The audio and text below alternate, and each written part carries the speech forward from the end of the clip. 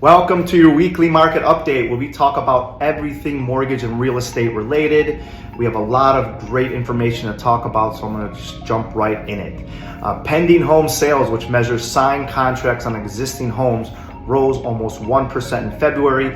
This is the third month of consecutive increases in a row, and it was much better than the expectations of a 3% decline. So keep in mind, these are signed contracts in February, and that's when in February rates were 1% higher compared to January. So even though rates were almost 7% in February and 1% higher than January, we still saw a lot of activity, which shows the strength of housing.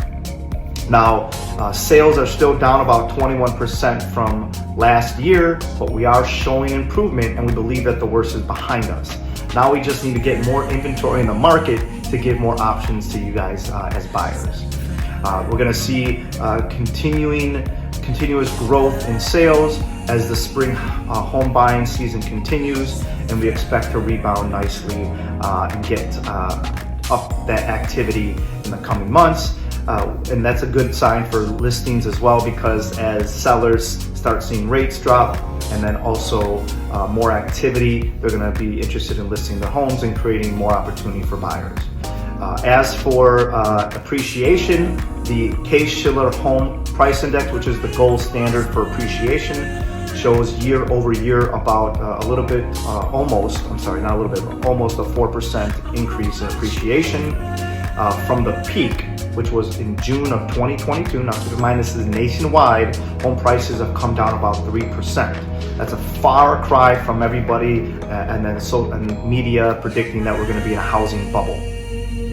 And then what's even more positive information is that FHFA House Price Index, which measures home price appreciation on single family homes with conforming loan amounts, showed that prices rose 0.2% in January, and year over year prices are up by 5.3%. That's good news. We're continuing to show appreciation in housing. Rent, we're seeing some things pull back in rent. So rent is up 2.6% year over year nationwide, and it's down from 3% in the previous report. Now this is important for interest rates and inflation, because as rents continue to, the rent increase decelerates, housing and shelter costs is going to be lower, which will then lower inflation and then help with interest rates. So more information to come on that. We'll talk more in future updates.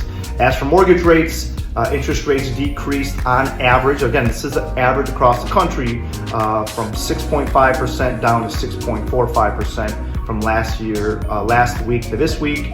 And then mortgage applications rose 2% last week. And it's the third week in a row of increases. So we're starting to see activity, more activity, and we just need more listings. We need more opportunities, because if you watched my last video, inventory is still at an all-time low, even with this activity that we're seeing. So give me a call if you have any questions. Like I said in many meetings, updates before, it is extremely important to get you fully pre-approved in underwriting, get you ready to go for your purchase, and be able to be prepared for the strongest offer out there.